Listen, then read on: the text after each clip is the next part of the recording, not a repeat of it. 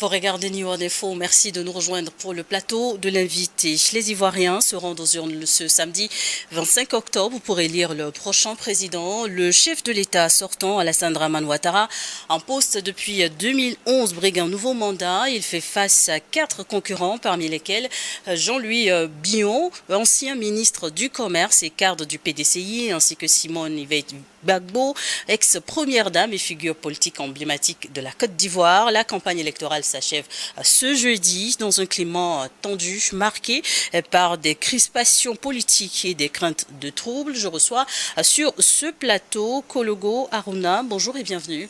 Bonjour madame. Vous êtes le coordonnateur Afrique pour l'élection présidentielle 2025 pour le compte du RHDP, le quatrième adjoint au maire de Bouaflé, directeur général de la société Sogelec, mais surtout conseiller spécial au secrétaire national chargé des militants de l'extérieur, donc de votre parti, le RHDP. On va donc aborder l'élection présidentielle à venir dans cette émission. Justement, dites-nous, à quelques jours du scrutin présidentiel en Côte d'Ivoire, comment votre parti, le RHDP, aborde-t-il ce rendez-vous électoral? Bonjour madame, je voudrais d'abord, pour commencer, vous dire merci. Merci à New York TV de nous inviter, de nous donner l'opportunité de nous exprimer sur votre chaîne. Pour répondre à votre question, je voudrais vous dire qu'actuellement la campagne se passe très bien au pays. Et tout le pays est quadrillé. Nous sommes le parti le mieux implanté au pays actuellement. Et ce n'est pas un débat. Donc vous allez de l'est à l'ouest, du nord au sud, au centre. Vous allez voir que le RHDP a occupé tout le terrain. Et vous voyez aussi que je suis ici. Donc je viens de parcourir quelques pays de la diaspora pour montrer que ce n'est pas seulement au pays que la campagne se passe. Il faudrait qu'on parte rencontrer nos militants qui sont à l'extérieur. Donc, et comment appréciez-vous justement l'écho en dehors de la Côte d'Ivoire autour du scrutin présidentiel? Un très bon écho, un très bon écho. Pour vous dire ce qui est, les gens me posent des questions, mais je leur réponds, je leur donne les bonnes nouvelles du pays. Alassane Dramane Ouattara est candidat à un nouveau mandat après plus d'une décennie au pouvoir. Comment justifiez-vous justement ce choix face aux critiques surtout? Les critiques de qui? Des camps en face, mais également des observateurs de la scène politique en Afrique. Écoutez, ce ne sont pas les observateurs politiques de la scène politique qui font les lois en Côte d'Ivoire. Alassane Ouattara est porté par un candidat et par un parti politique. Ce parti politique s'est réuni en congrès, a choisi son candidat, et ce candidat a accepté d'être notre champion pour l'élection présidentielle. Ce n'est pas quelqu'un d'autre qui va venir nous dicter nos lois. Et quels sont les principaux acquis de votre candidat champion, les acquis surtout des précédents mandats? Et vous savez, parler d'Alassane Ouattara, on pourrait passer toute une journée ou bien des mois à en parler. Vous savez, aujourd'hui, nous on a pris le pouvoir précisément en avril 2011. De 2011 à ce jour, et on parle du octobre 2025, la Côte d'Ivoire a totalement changé. La Côte d'Ivoire a totalement changé. Aujourd'hui, quand on prenait le pouvoir, il y avait à peine 300 écoles, collèges et lycées en Côte d'Ivoire. On parle de plus de 1000. Et d'ici 2030, on sera à 2000. Quand on parle d'Alassane Ouattara, c'est le nombre de lycées techniques qui ont augmenté dans le pays.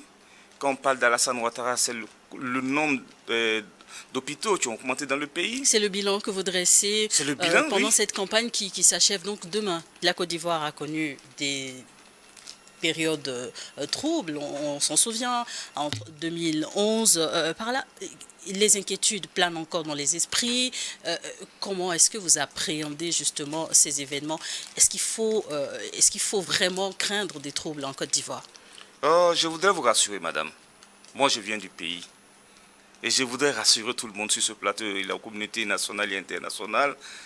Et les Ivoiriens que je rencontre, je dis, il n'y a pas de problème au pays. Les Ivoiriens se parlent. Vous savez, quand on gouverne pour la majorité, non pour la minorité. C'est normal que dans une démocratie, la minorité puisse s'exprimer. Mais c'est normal, ils s'expriment. Mais ça ne veut pas dire que le pays, ça ne va pas. Vous partez aujourd'hui à Abidjan est plein. Tout le monde circule normalement à Abidjan. Vous quittez Abidjan pour aller à Bondoukou, à l'extrême est, vous n'avez pas de problème. C'est pas parce que des gens vont se lever le matin, parce qu'ils n'ont rien à faire, ils vont mettre de bois sur la route pour dire que non, le pays est bloqué. Rien n'est bloqué au pays, s'il vous plaît. Si parlons de la Côte d'Ivoire, mais je ne sais pas si c'est de ma Côte d'Ivoire on parle, ou on parle d'un autre pays. Monsieur le conseiller spécial, une chose est de rassurer les citoyens, mais comment est-ce qu'au sein du RHDP, vous travaillez à garantir un scrutin apaisé et crédible cette fois-ci? Non, non, je voudrais que vous retiriez le mot crédible cette fois-ci. Tous les scrutins, depuis que Alassane Ouattara est au pouvoir, sont des scrutins crédibles, ont été des scrutins crédibles. On ne sommes pas celui qui a... C'est pas Alassane Ouattara qui a dit qu'il a été élu dans des conditions calamiteuses, non. Il y a quelqu'un qui l'a dit dans ce pays, dans la Côte d'Ivoire. Mais depuis 2011, et les élections de 2015, très bien passées, 2020, très bien passées, et 2025 encore, il n'aura rien. Vous savez, dans un pays, dans un état de droit, chacun fait son travail. Les autorités policières font leur travail, la gendarmerie fait son travail, et ainsi de suite, les fonctionnaires, le privé, le public, tout le monde fait son travail. Donc je voudrais vous rassurer qu'il n'y a rien au pays. Tout se déroule très bien au pays. Ce n'est pas quelques 2 ou 3 images que vous voyez là sur les réseaux sociaux qui va vous ameuter. Il n'y a rien au pays. Tout se passe très très bien au pays.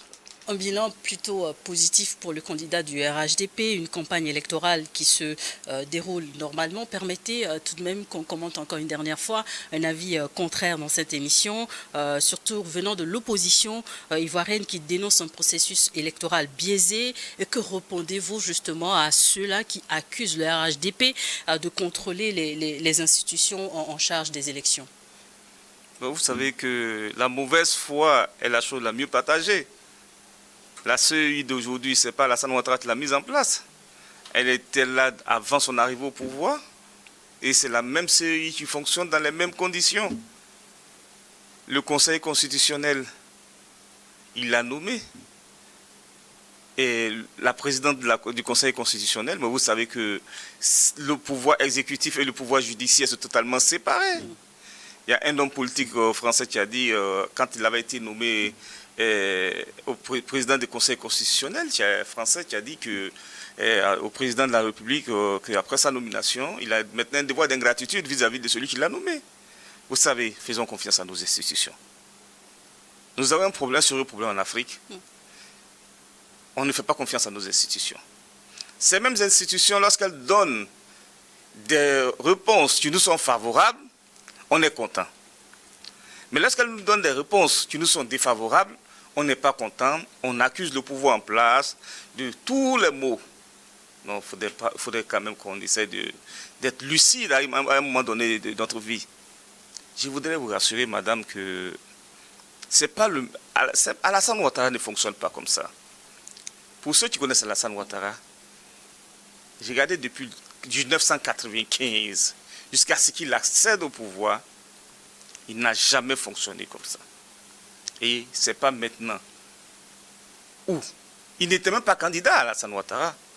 C'est le peuple, en dehors même des militants du RHDP, qui ont demandé à notre papa, le grand-père pour d'autres, d'accepter un ultime sacrifice pour le pays et d'être candidat. Et comme les tests le lui permettent, il a accepté d'être candidat. Donc rien n'a été fait par le pouvoir pour éliminer qui que ce soit. Et je mets quiconque au défi de nous le prouver.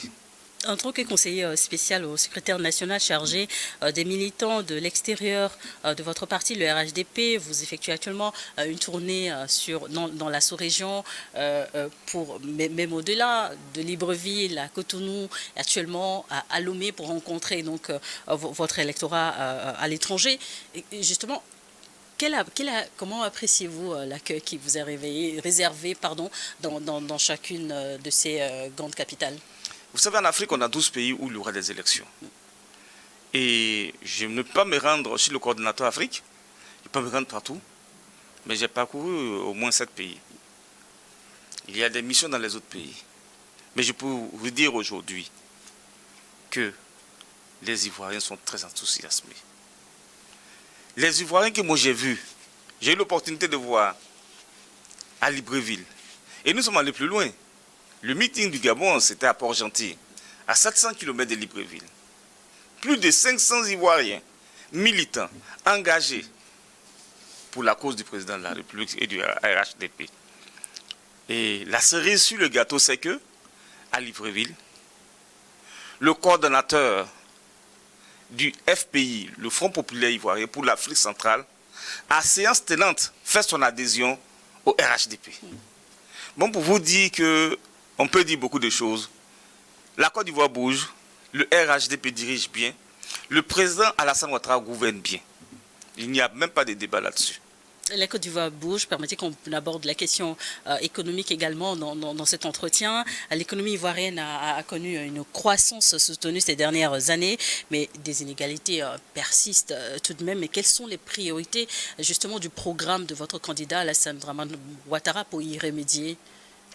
Parler d'inégalité en Côte d'Ivoire, bon, pour moi, je ne sais pas si c'est de la même Côte d'Ivoire aussi encore. Si je ne voulais pas ici, moi je suis technicien de formation et dans mes propos, j'aime toujours dire ce qui est. Si aujourd'hui quelqu'un peut s'asseoir et dire en Côte d'Ivoire qu'il y a des inégalités, c'est que cette personne ne vit pas en Côte d'Ivoire. Alassane Ouattara est parti. Quand il prenait le pouvoir, le SMIC était à combien? À 36 000. Aujourd'hui, on parle du SMIC à 75 000. On dit, il vient de donner une prime spéciale aux retraités. Alassane Ouattara, c'est le programme spécial du gouvernement. Est-ce que vous savez, de 2025 à 2030, imaginez un peu le montant. Donnez-moi un montant pour le programme spécial du gouvernement que l'État va investir. Une estimation. Donnez-moi un chiffre, madame. On va être dans les milliards. Combien de milliards, vous pensez, pour tout le pays? Je resterai dans les marges de milliards. Ce qui sera adopté, je vous donne et je vous fais une confidence, ce n'est pas moins de 100 000 milliards de francs CFA, madame, qui seront injectés dans l'économie ivoirienne pour construire des routes, construire des hôpitaux, construire des centres de santé, des écoles, former la jeunesse ivoirienne. Aujourd'hui, vous arrivez en Côte d'Ivoire, c'est combien de centres de formation professionnelle qu'on a ouverts? C'est combien de lycées techniques qu'on a ouverts en Côte d'Ivoire? C'est combien d'industries qui se créent au jour le jour en Côte d'Ivoire? Les inégalités, on peut parler d'inégalité au moment, vous savez, il y a des indicateurs de mesure dans un pays. Si vous arrivez dans un pays que vous voyez que la classe moyenne s'agrandit, pas parler d'inégalité. Et je donnais cet exemple dans ma tournée. Ceux qui sont à l'extérieur du pays, comment ils vont ressentir que ça va au pays? Justement, comment est-ce que ces communautés sont prises en compte dans le programme? Sont prises en compte, effectivement. Si habituellement, tu avais l'habitude d'envoyer peut-être 100 000 francs, 200 000 francs par mois ou par trimestre pour soutenir la famille, et que les sollicitations commencent à diminuer, ça veut dire quoi? Que celui qui commençait à vous solliciter avant a quelque chose maintenant. Et c'est ce qui se passe au pays. Ce n'est pas parce que nous sommes en campagne qu'il faut dire des choses. Mais ceux-mêmes qui se disent de l'opposition, ils reconnaissent qu'il y a du boulot qui a été fait dans ce pays. Personne ne peut le nier. Aujourd'hui, vous partez d'Abidjan à Bouaké, c'est en 3 heures de temps. Le métro en 2026 sera opérationnel. Il aura le TGV. C'est une promesse? Non, ce n'est pas une promesse. Il est là.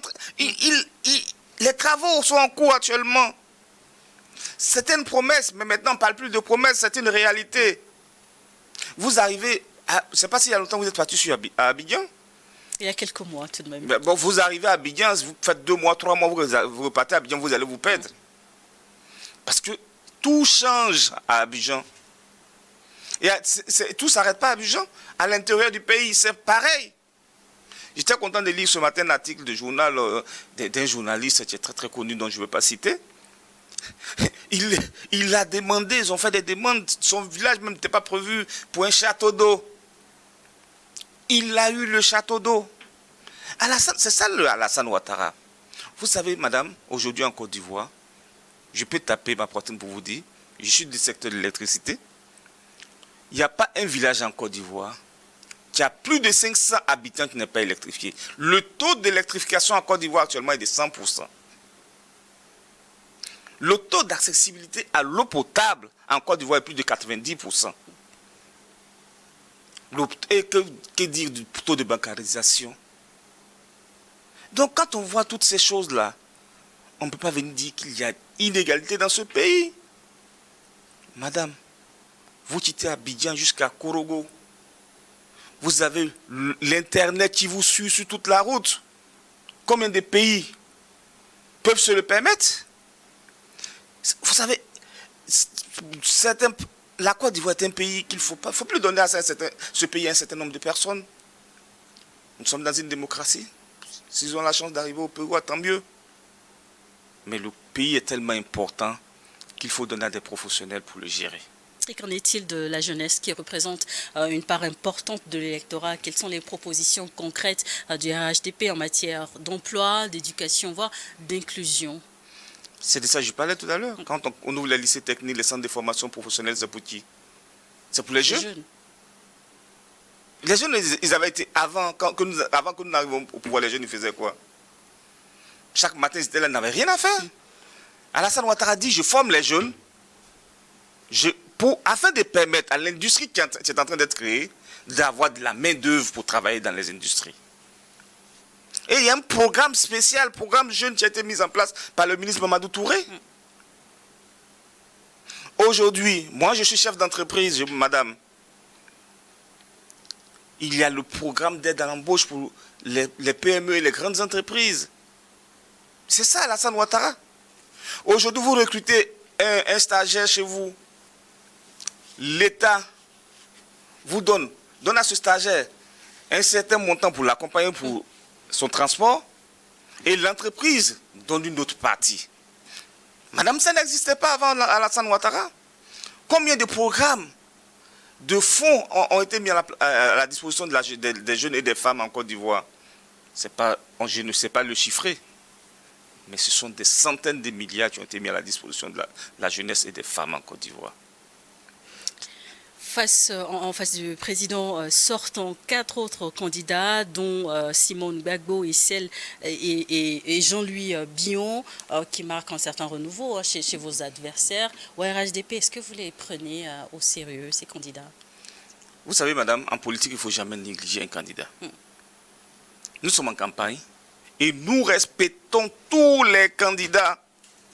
S'ils ont décidé de concourir, c'est qu'ils ont les moyens d'y arriver. Raison pour laquelle nous ne disons pas parce qu'on a un bilan élogieux inattaquable, donc on pouvait rester dormir pour dire non, on va gagner. Non. On attaque tous les coins et les recoins du pays pour expliquer ce que nous avons fait et ce que nous allons faire. Actuellement, que ce soit dans les villages, les campements, dans les grandes agglomérations, tous les cadres et les militants du parti sont partout pour expliquer. Pour expliquer et montrer de visure ce qu'on a pu faire pour le pays. Et dire d'ici 2050 où nous en serons. La démocratie est un acquis pour la Côte d'Ivoire. Quel rôle le RHDP entend-il jouer pour la renforcer? Vous savez que s'il y a eu démocratie depuis que la Côte d'Ivoire existe, c'est pendant le passage, c'est pendant le moment où Alassane Ouattara est en train de régner. Vous savez, nous qui sommes de son parti, à des fois on se pose la question, c'est quel homme exceptionnel, avec tout ce qu'il a vécu, enduré avant d'arriver au pouvoir. Aujourd'hui en Côte d'Ivoire, la démocratie, chacun s'exprime librement. Il y a une télévision privée qui chaque dimanche en Côte d'Ivoire fait des débats où tout le monde vient. Chacun est libre de parler. On parle de tout et de rien. Excusez-moi madame, des fois certaines personnes vont plus loin en adressant des mots pas gentils à l'endroit du président de la République, mais jamais il n'a dit quoi que ce soit. C'est ça l'expression de la démocratie. L'expression de la démocratie, c'est quoi? C'est le respect de la Constitution. L'expression de la démocratie, c'est quoi? C'est la liberté d'aller et de venir. Donc, tout ça est où? Dans la Constitution. Et lorsque Alassane Ouattara, il vous parle toujours, quand il vous parle, il dit j'ai la Constitution dans ma poche. Parce que toute décision qu'il va prendre, il voudrait bien s'appuyer sur la Constitution pour voir si cette décision est juste et elle est bien fondée. Donc on n'a aucun problème d'application de la démocratie en Côte d'Ivoire. Mais en même temps, le gouvernement ivoirien vient de prendre une décision d'interdire tout rassemblement politique en dehors du cadre électoral pour une durée de 2 mois. Comment travaillez-vous justement à désamorcer les tensions autour de cette décision? Non, il n'y a pas de tension à désamorcer. Nous sommes en période de campagne électorale, madame. Et il faudrait que les gens comprennent que l'institution, c'est l'État qui gouverne. L'État a des informations que vous et moi n'avons pas. Si nous n'avons pas ces informations, au moment où le Conseil national de sécurité se réunit, qui dit que pendant la période électorale, il ne faudrait pas qu'il y ait ceci, qu'il y ait cela, quand on est démocrate, ça peut ne pas nous plaire, mais c'est d'accepter. Vous estimez que c'est une décision justifiable par le gouvernement? Elle est plus que justifiable parce que c'est eux qui gouvernent. Ils ont accès à un certain niveau d'information qu'on ne peut pas mettre sur la place publique. Donc quand ils prennent une décision, c'est pour le bien de l'État et des populations ivoiriennes. Quand quelqu'un gouverne, il ne s'amuse pas. Un État, c'est pas... même la maison, ce n'est pas une petite chose, mais c'est un État. Vous avez 30 millions de personnes sur qui vous devez veiller. Et vous avez accès à un certain nombre d'informations. Et vous allez permettre qu'on fasse n'importe quoi dans ce pays. Ce n'est pas possible, madame. En cas de victoire, quels seront les 3 premiers chantiers du nouveau mandat du président du RHDP? En cas de victoire, je précise. Bon, il n'y a même pas... On va gagner, madame, je voudrais vous le dire, que s'il plaît à Dieu, au soir du 25 octobre... Nous, en tant que journalistes, nous attendons les résultats. Oui, on attend tous les résultats. Je vous l'ai dit tout à l'heure, le samedi nuit, on va tous festoyer, on va tous festoyer. Mais je veux vous dire aussi que je n'ai pas la boule magique. Je ne suis pas membre du gouvernement. Et je ne peux pas prétendre aussi être Alassane Ouattara pour vous dire que dans les 3 premiers mois, voici ce qu'Alassane Ouattara va faire. Non, ça je ne peux pas le dire. Donc permettez que je ne réponde pas à cette question. Et bien vrai que je suis un des émissaires du parti, qu'on laisse cette question à Alassane Ouattara lui-même, qui va bâtir son équipe pour continuer le développement de la Côte d'Ivoire. Relativement au taux de participation à l'élection du 25 octobre prochain, êtes-vous confiant en tant qu'homme politique là que les Ivoiriens sortiront nombreux pour aller voter samedi? On peut, vous et moi, se lancer un défi, mais je vous dis que ça sera l'une des élections où le taux de participation sera le plus élevé en Côte d'Ivoire. Et ça, je peux vous dire pourquoi. Et justement, quels sont les éléments qui vous permettent donc de confirmer, d'affirmer cela? Parce que tous les Ivoiriens, aujourd'hui, veulent dire merci à un homme. À 85 ans, il pouvait aller se reposer. Mais lorsque vous demandez à votre papa d'aller au combat, c'est de l'aider à s'asseoir. Aider ce papa à s'asseoir, c'est lui donner un grand score pour qu'il dise oui, mes enfants, je suis fier de vous. Et je vous dis que ce n'est pas seulement le RHDP. Les militants des autres partis politiques qui disent qu'ils n'ont pas été retenus, vous allez voir. Il y a beaucoup qui vont aller voter Alassane Ouattara. Ils vont aller le voter. Parce que Alassane Ouattara, contrairement à d'autres personnes qui ont dirigé ce pays, il ne sait pas aujourd'hui faire le développement par amitié. Il ne sait pas faire le développement par favoritisme. C'est toute la Côte d'Ivoire entière qui bouge dans le développement. Vous êtes là, chez vous, on ne va pas chercher à savoir parce que vous venez de telle région. Donc, on va aller mettre du courant. Chez vous, on va envoyer de l'eau, on va construire un hôpital général, ainsi de suite. Non. Lorsque les techniciens disent qu'il faut tel édifice dans telle ou telle chose, c'est validé par le budget, il est exécuté, madame. Nous avons pu observer ces dernières années hein, des tensions avec des voisins de la Côte d'Ivoire. Que promettez-vous en cas de victoire pour les années à venir? Est-ce que ces tensions, justement, vous allez travailler à les dissiper? Pensez-vous réellement qu'il y a des tensions entre la Côte d'Ivoire et ses voisins? Il y a des allées et venues entre la Côte d'Ivoire et le Burkina Faso. Il y a des allées et venues entre la Côte d'Ivoire et le Mali. La Côte d'Ivoire et la Guinée, la Côte d'Ivoire et le Libéria. Il n'y a pas de tension. Vous savez, les gens veulent nous faire croire à des choses qui n'existent pas. Ce n'est pas parce que quelqu'un se retrouve quelque part, qui rêve de quelque chose, que cette chose va se réaliser. Non. Ceux qui sont nos voisins, ils ont tous pour père Alassane Ouattara.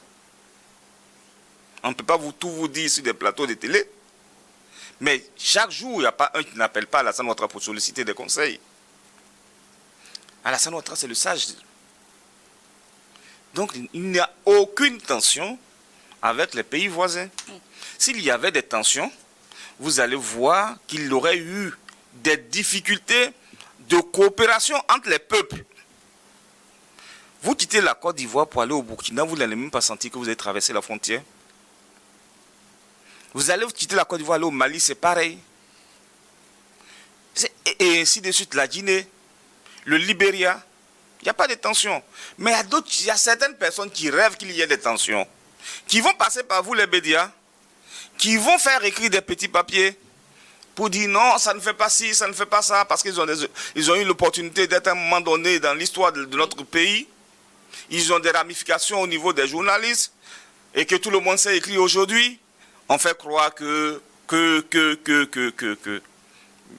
il n'y a pas de problème entre la Côte d'Ivoire et ses voisins. Ce n'est pas toujours le cas. Lorsqu'on écoute, par exemple, on entend parler les dirigeants d'autres pays voisins de la Côte d'Ivoire. Donnez-moi un exemple. Le Burkina Faso. Non, il a dit quoi? Il a dit quoi? Un exemple précis? Vous avez les informations? Non, madame, moi je suis sur des choses factuelles. Si vous me dites, il y a tel président qui a dit telle chose, et que je peux donner un élément de réponse, je vais donner. Vous savez, les réseaux sociaux aujourd'hui, méfions-nous des réseaux sociaux. Moi, je peux vous faire dire ce que vous n'avez pas dit à travers les réseaux sociaux. Je peux prendre votre voix. Vous êtes très bien habillé avec votre costume. Kaki. Mais avec les réseaux sociaux et l'intelligence artificielle, je peux transformer votre costume en kaki, en rouge tout de suite. Sur le même plateau, madame. Et on va dire que vous êtes allé vous changer. Donc, méfions-nous aujourd'hui des réseaux sociaux. Tant que vous n'avez pas vu, vous n'avez pas participé à quelque chose, par nature, soyons très, très, très, très prudents. Moi, je le dis toujours, soyons beaucoup prudents.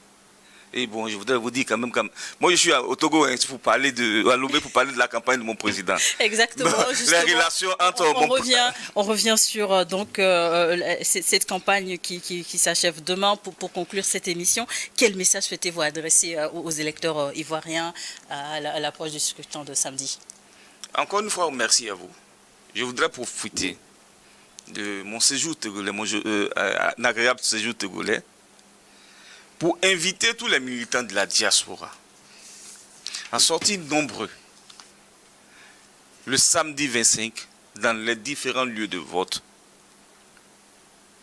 pour aller élire le président Alassane Ouattara.